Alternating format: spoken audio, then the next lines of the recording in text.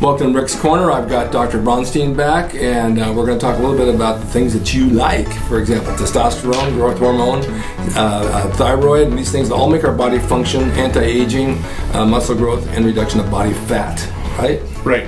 So, we were talking in the kitchen, we were talking about certain things that we take that work and don't work, and the first thing I want to say is a lot of my comments from my viewers are, every bodybuilder, every guy that works out, they say, oh, he's on testosterone, he's on steroids, and it's got to be an issue that I don't see why it matters. If someone's taking something to better their health and look better, what's the big deal? That's right. You can overdose on anything, but you can also overdose on aspirin.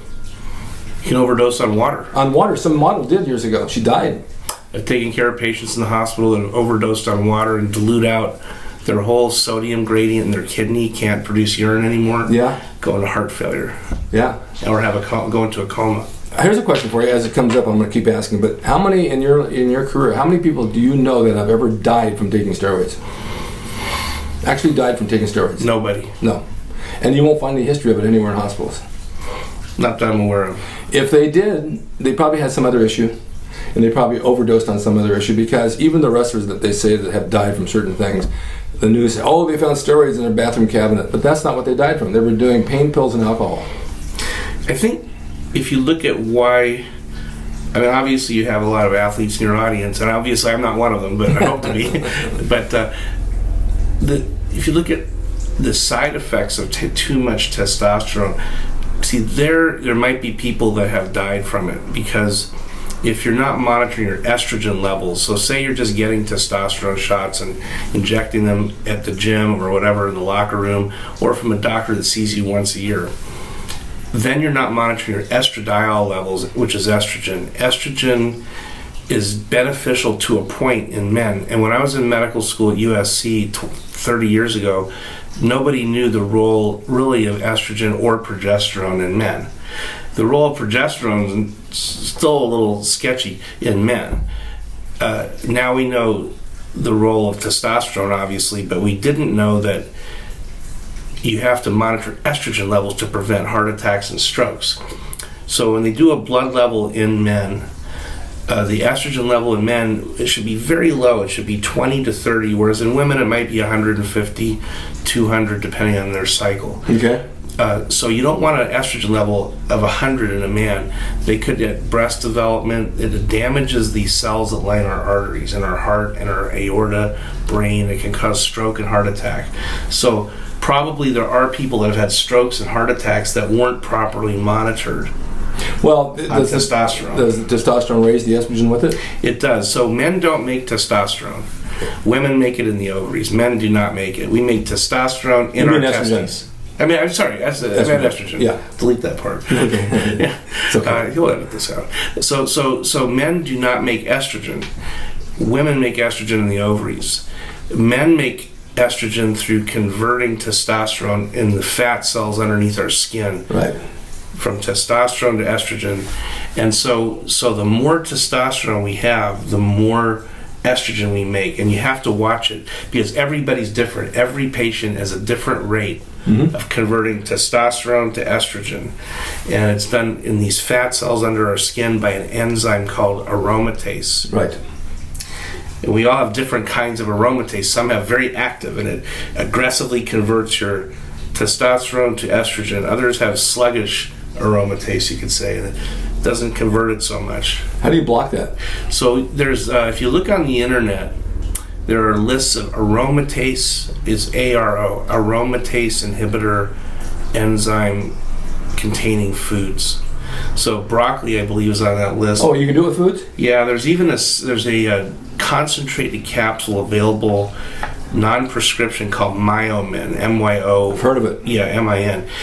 And it's just concentrated vegetables that contain aromatase inhibitors to lower men's estrogen levels. The problem with Myomin is that you have to take about 3 of these big capsules 3 times a day to lower estrogen. That's it. So instead we have Arimidex. Right. Prescription, which is off-label, and it's a little tiny white pill. You take it once or twice a week, and it dramatically lowers, it inhibits aromatase, dramatically lowers. But it's only once or twice a week, it's not every day. It's not, there are exceptions. You have to adjust it to the person's blood level. Yeah. but usually it's once or twice a week. Right. It comes in one strength. It used to be $500 a month. Now it's very cheap. Oh, it's cheap. I got some. It was like $10. Yeah, it's very the thing with all that is when you retain the estrogen under testosterone, you also retain water? Yes. So estrogen, too much estrogen and too much testosterone both can cause ankle swelling, water retention. Sometimes people come in and they look, you see they have more of a V shape in the case of the guy in muscle, but they also look kind of bloated. Right. And that's from too much too soon of testosterone. Will the Aromatase counter that?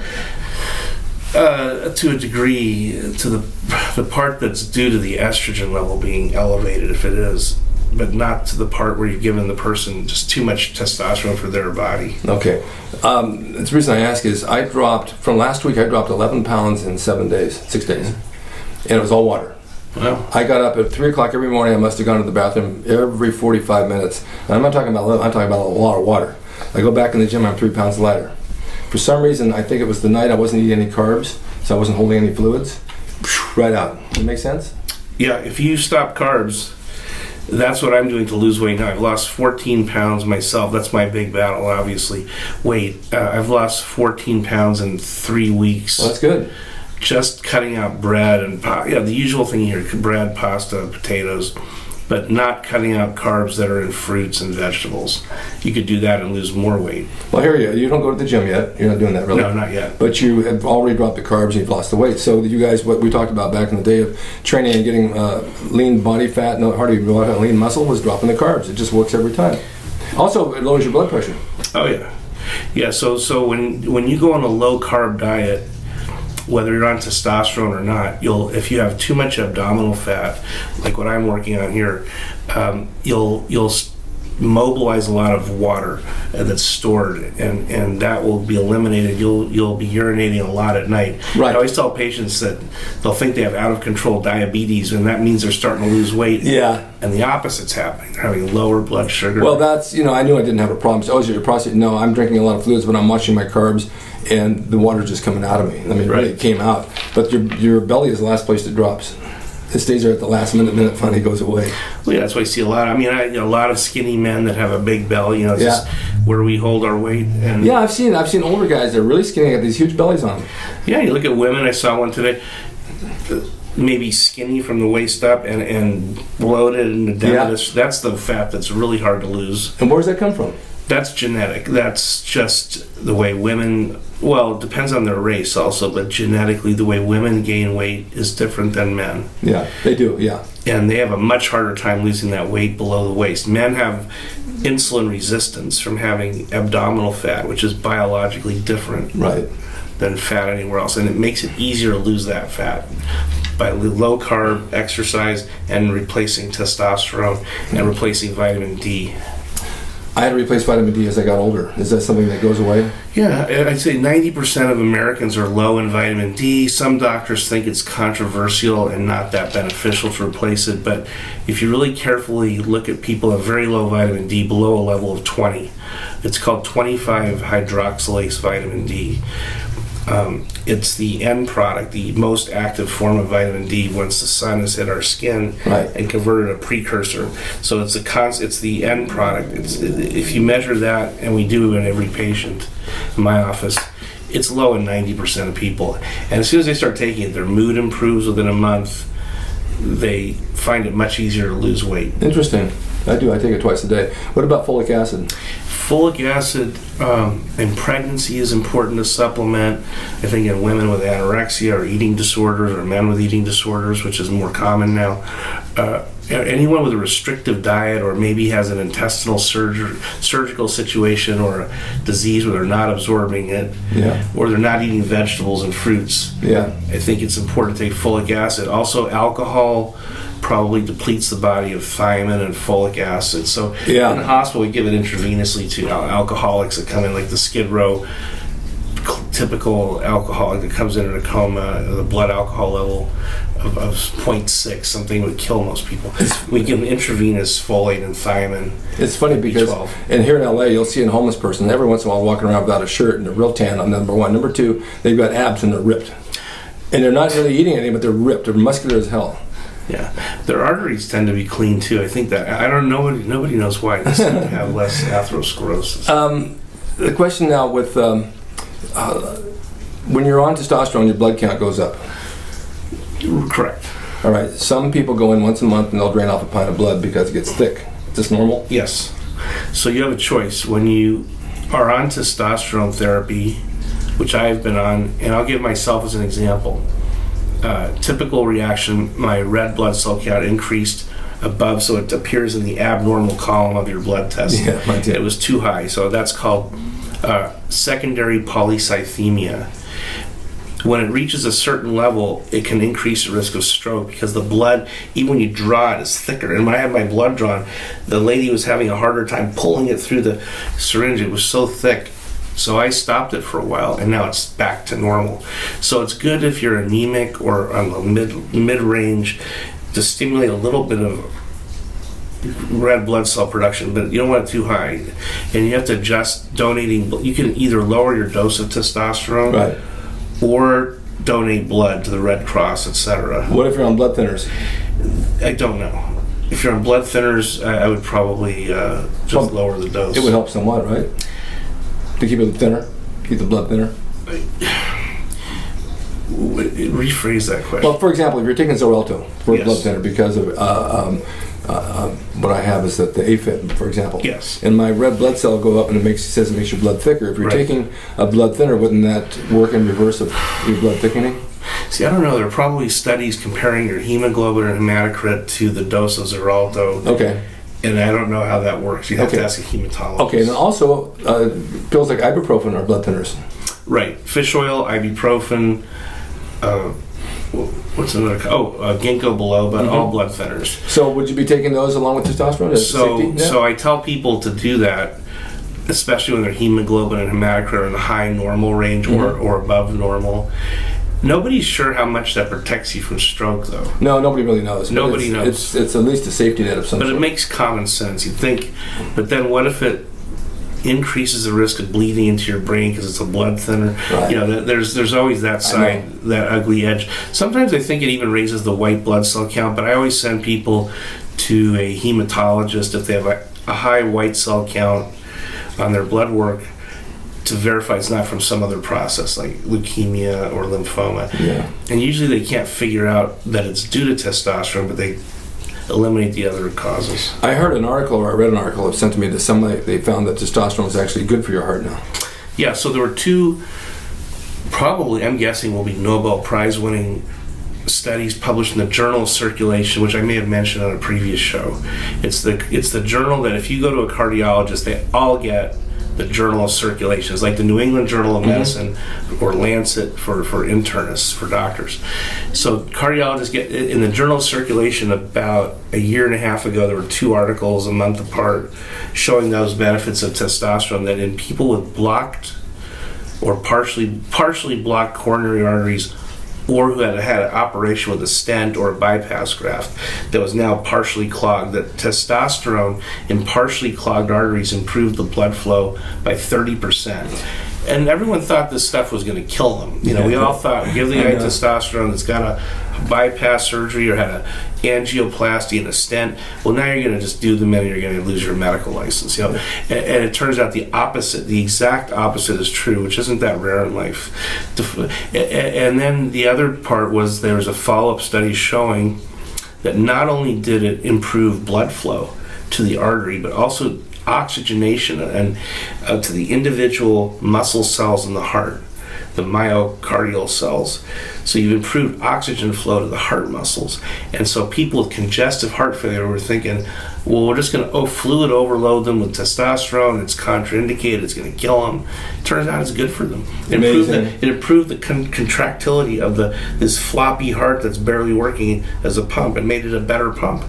And so now they have less fluid retention because it's pumping more, and they're feeling better. And it probably, who knows if it prolongs their life, but it's certainly, if it's done cautiously and monitored carefully by cardiologists, why not? Well, that's what I say, because a lot of viewers write in about people taking testosterone.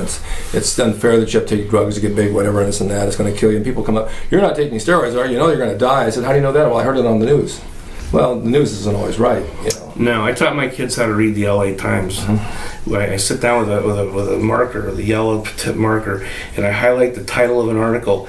Then I highlight the part of every article that shows that says the exact opposite of what the title says. So this is how you read. Yeah. That's how I read medical articles too. Yeah, it makes sense to me. Now, we were talking about anti-aging in closing. I just want to talk a little bit about the GH, how it does work in an anti-aging process, right? Correct. How does that work?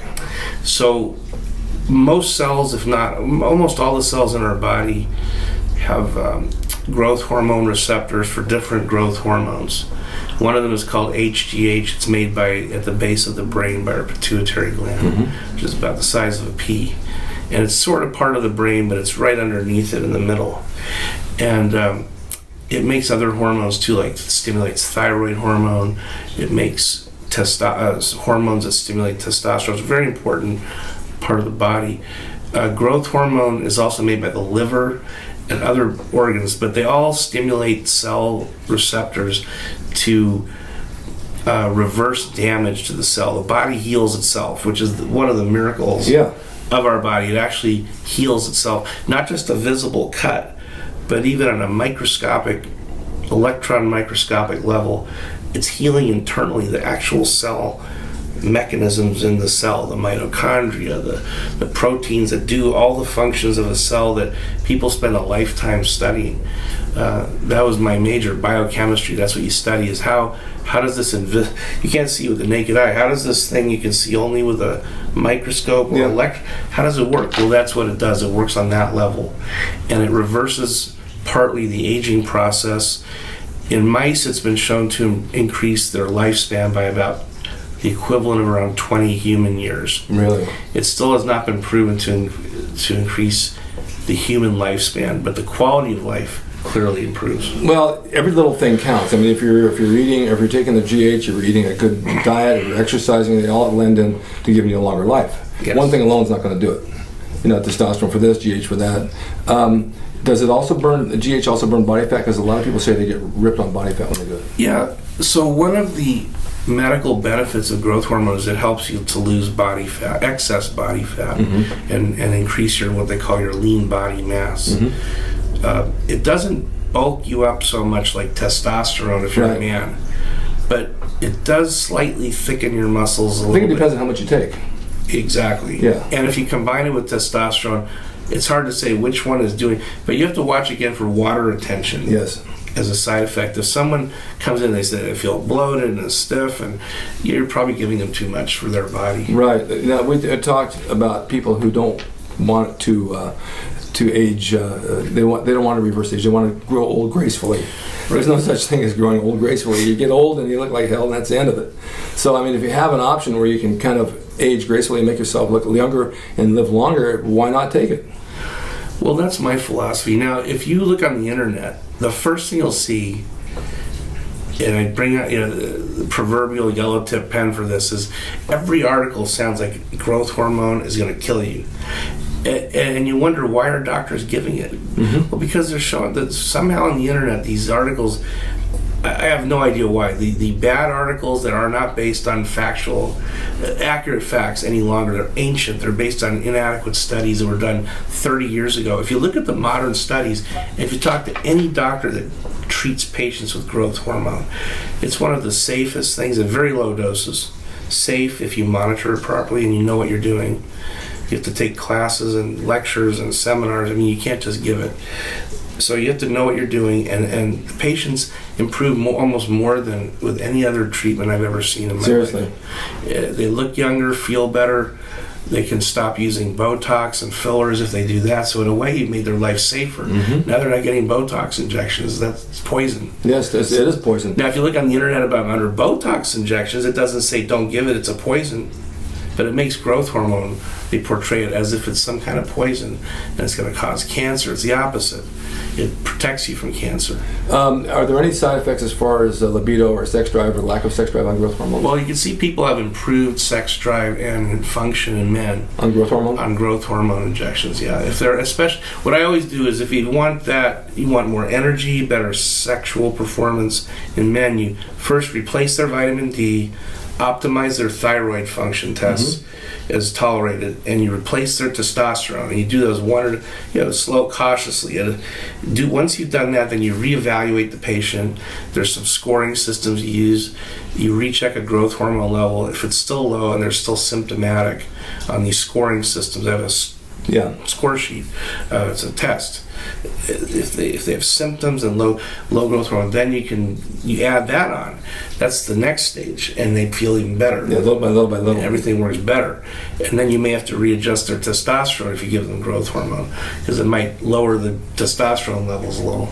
Interesting. One more question before we close. HCG, the human chorionic gonadotropin. Yeah. That comes from the pregnant woman's urine. Right. I chase pregnant women around all day just to get their urine, so I can build my testosterone on it. Pregnant horse. Was it pregnant women's? Yeah, pregnant women's urine. Yeah, I took it years ago. Well, you're supposed to take it in between testosterone cycles to rebuild your own naturally, but I would take it on a cycle. I got even more muscular when I was taking that.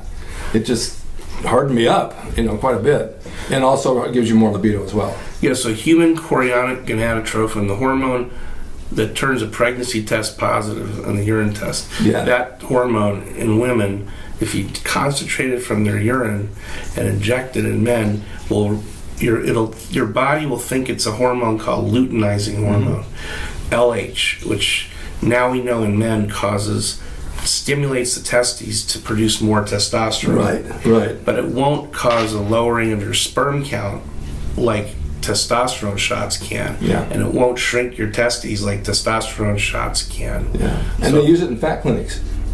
Right. It also has an effect on the hypothalamus and inhibits the appetite. So they use sublingual HCG drops. It's somewhat effective with very low calorie diets. I think it's some sort of dangerous, but it's done a lot. Interesting. I don't do it, but I've done it once or twice in someone that begged me that was morbidly obese, but with rare exceptions. Yeah. I've used it over the years, and I got results out of it. It was cheap to use, and you just got to stick yourself with a needle every day, which gets a little tiring. Yeah, but there is a sublingual for weight loss. Is there? Yeah, it comes in a little vial. You have to. It's compounded. But it curbs your appetite. Right. That's the problem with a lot of things. You don't want to curb your appetite when you're trying to build muscle. You want to eat more calories so you can train hard. The minute you curb your appetite, you lose weight, but you lose muscle. So you got to figure out what is it you really want. Right. Because curbing the appetite is great for women who want to lose weight. For example, people go on the Jenny Craig diet. So they make their foods and they cut their calories. They eat anything they want, but then they lose all this weight, but they have no muscle tone at all.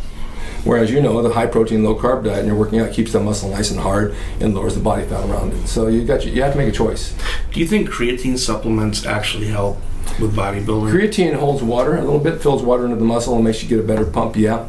And a sustained benefit. I take I'm telling you, you're the doctor. I don't know. Okay, I've never seen any studies. What I like better is L-carnitine, the amino acid L-carnitine, because it dilates the blood vessels. And if you take a spoonful of that in your drink before you train, you get this great pump. Oh. It really pumps the muscle. If you take a spoonful of that with water before you have sex, it gets you a bigger muscle because it's dilating the veins. And it works. It works like Viagra. And it's weird to say that, but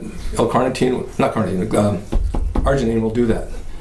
If you want to round out your medical education, ask a bodybuilder about herbs and supplements. You know what's really funny, and doctors know a lot of stuff, but bodybuilders since day one researched, and every time some new drug came out, even back to the 50s and 60s, they had it and they were experimenting, and those were the guinea pigs because they knew what worked. They said, I got this and this and this. This is why I look like this, and it worked. And so the doctor said, well, I think you're right. If it's working for you, it must work, right? That's right. Thank you so much for being here. Thank you. As always. You're welcome. It's always a pleasure. This was fun today. It was informative, and I know you guys love it. Dr. Braunstein's a great man. I refer a lot of people to him. He's in the Van Nuys area on Van Nuys Boulevard. I'm going to put his address and phone number up. If you're in this area and you want a good family doctor that knows everything that can work with you, he's great to work with. And you can text him and say, hey, doc, I need a blood test. And he says, oh, come over right now. You did that to me. And which is 5 minutes away, but it was 8 in the morning. It took me 20 minutes to travel. Okay. Thanks for watching Rick's Corner, and we'll see you next time. Thank you. Wave goodbye to the friends. Show them your injection.